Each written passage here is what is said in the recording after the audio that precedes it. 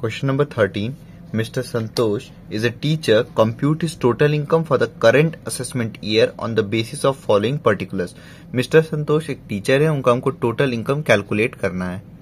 First point, salary 2,12,000 rupees, तो ये income from salary में जाएगा. Next, wardenship allowance 2,400 rupees. Wardenship allowance fully taxable allowance है, तो ये इनकम फ्रॉम सैलरी में फुल्ली टैक्सेबल होगा. हमने इनकम फ्रॉम सैलरी पढ़ते वक्त पढ़ा भी था सम फुल्ली टैक्सेबल अलावेंसेस में.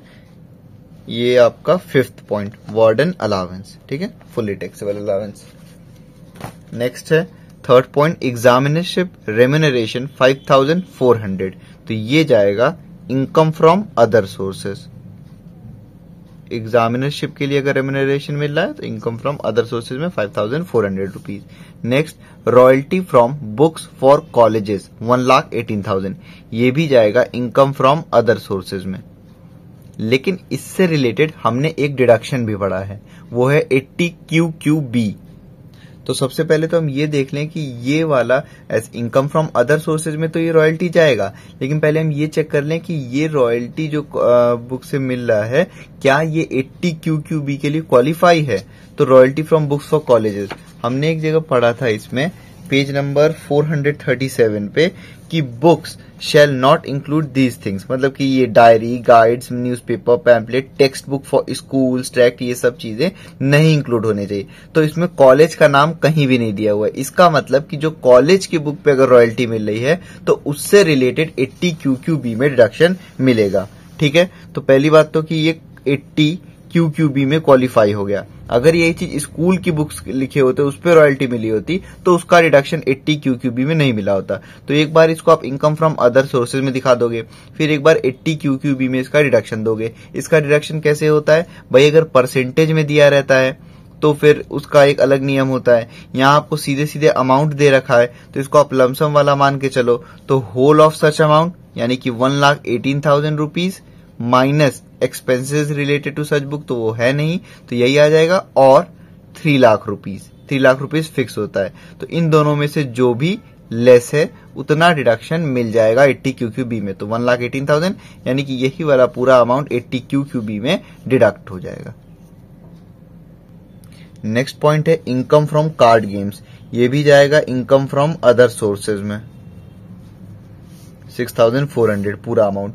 Next, amount receive from lottery net 28,000. भाई लॉटरी से पैसा रिसीव हुआ है और इसके साथ नेट वर्ड लगा है, 4 word, net, received, TDS, tax free. इन चारों में से कोई भी वर्ड अगर लॉटरी के विनिंग के साथ या फिर हॉर्स रेस के विनिंग के साथ या फिर इंटरेस्ट ऑन सिक्योरिटीज के साथ अगर दे रखा है तो हम उसको ग्रॉसअप करते हैं. तो यहाँ नेट वर्ड है, इसका मतलब इसको ग्रॉसअप करना है. दूसरी चीज, लॉटरी से या फिर कार्ड गेम से या फिर हॉर्स रेस से, इन सब से जब अमाउंट जीतते हैं तो उस पे ग्रॉसअप करने के लिए किससे इंटू करना होता है. जैसे 28,000 रुपीज अमाउंट है तो इंटू 100/70 करोगे आप.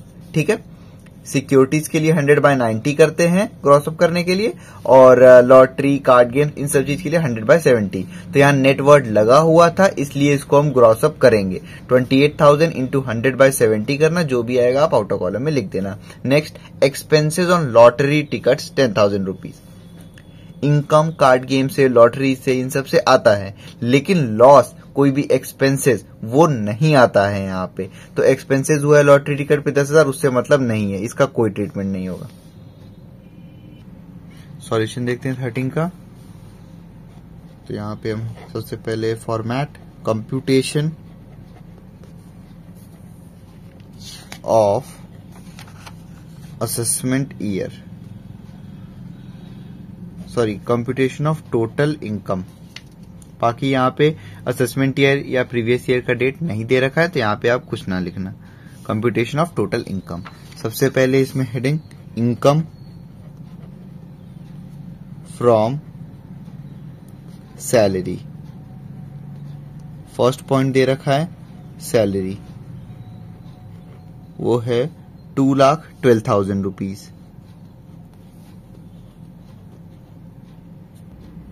उसके बाद है वार्डनशिप अलावेंस, तो ये भी फुल्ली टैक्सेबल होता है, ये वाला अलावेंस, तो इनकम फ्रॉम सैलरी में आप पूरा अमाउंट लिख दोगे। ये है 2400 रुपीज। और कोई भी सैलरी से रिलेटेड इंफॉर्मेशन नहीं दे रखा है, तो बस यही दोनों को आप ऐड कर दो। 2,12,000 प्लस 2,400, ये आ जाएगा 2,14,400 रुपीज। ये हो गया ग्रॉस सैलरी। लेस करोगे आप deduction under section 16। Standard deduction सबसे पहले इसमें फिक्स होता है, वो आप लिखोगे। स्टैंडर्ड डिडक्शन वो है 50,000 रुपीज फिक्स्ड। उसके बाद आता है अगर गवर्नमेंट एम्प्लॉय है तो एंटरटेनमेंट अलाउंस, तो ना ही एंटरटेनमेंट अलाउंस दिया है ना ही ये बताया गया है कि गवर्नमेंट एम्प्लॉय है, तो उसका कुछ नहीं करना है। तीसरा एम्प्लॉयमेंट टैक्स और प्रोफेशनल टैक्स, तो वो भी नहीं गिवन है, तो सीधे आप 50,000 रुपीज लिखो आउटर कॉलम में। इसको लेस करो आप 2,14,400 में से 50,000 लेस करोगे आप, ये आ गया 1,64,400 रुपीज। ये हो गया हमारा इनकम फ्रॉम सैलरी। नेक्स्ट है, ना ही हाउस प्रॉपर्टी दिया है, ना ही बिजनेस, कैपिटल गेन्स, कुछ भी नहीं, तो सीधे लिखो आप इनकम फ्रॉम अदर सोर्सेस।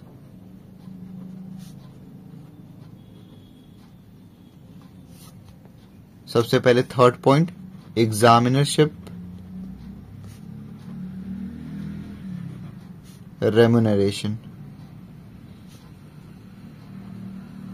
वो है 5,400 रुपीज, तो इनकम फ्रॉम अदर सोर्सेज में आ जाता है। उसके बाद लिखा था royalty from books for college, ये है 1,18,000 रुपीज। तो एक बार हमने यहां पे लिख दिया, उसके बाद इसका डिडक्शन भी मिलेगा, क्योंकि कॉलेज की जो बुक होती है उस पर अगर रॉयल्टी मिल रहा है तो ये 80 QQB में डिडक्शन के लिए क्वालिफाइड है। तो एक बार आपने इनकम फ्रॉम अदर सोर्सेज में दिखा दिया, डिडक्शन में भी देना है, भी ध्यान रखना आप।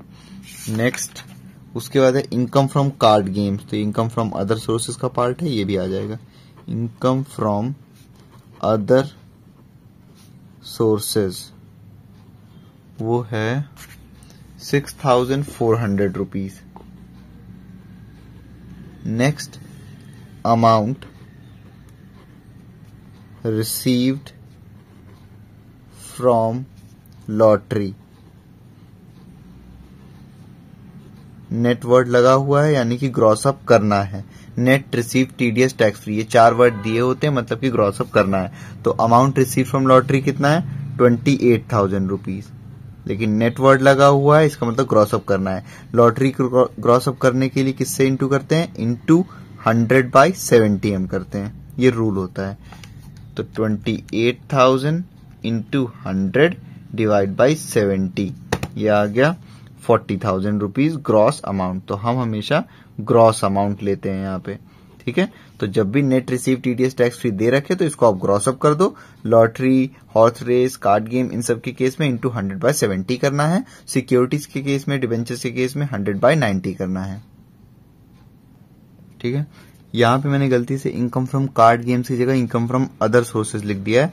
आप यहाँ पे लिख लेना income from card games 6,400 rupees, और उसके बाद अमाउंट रिसीव फ्रॉम लॉटरी हमने ले लिया। लास्ट पॉइंट था एक्सपेंसेस ऑन लॉटरी टिकट, तो उसका ट्रीटमेंट नहीं होता है। एक्सपेंसेस कोई भी खर्चे लॉटरी टिकट, कार्ड गेम, इन सब से रिलेटेड होते हैं या लॉस होता है तो उसका ट्रीटमेंट नहीं होगा। तो बस यही सारे इनकम है, इसको आप ऐड कर दो। तो 5,400 प्लस 1,18,000 प्लस 6,400 प्लस 40,000 रुपीज, ये आ गया 1,69,800 रुपीज। ये हो गया इनकम फ्रॉम अदर सोर्सेस का पार्ट। सैलरी और इनकम फ्रॉम अदर सोर्सेज को आप ऐड करोगे तो ये आ जाएगा आपका ग्रॉस टोटल इनकम। तो सैलरी है 1,64,400,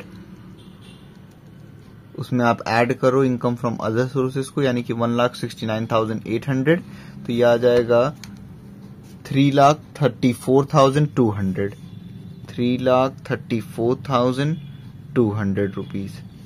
इसमें से आप लेस करोगे deductions under section 80C to 80U। तो यहाँ पे केवल एक ही सेक्शन से रिलेटेड डिडक्शन दे रखा है, वो है डिडक्शन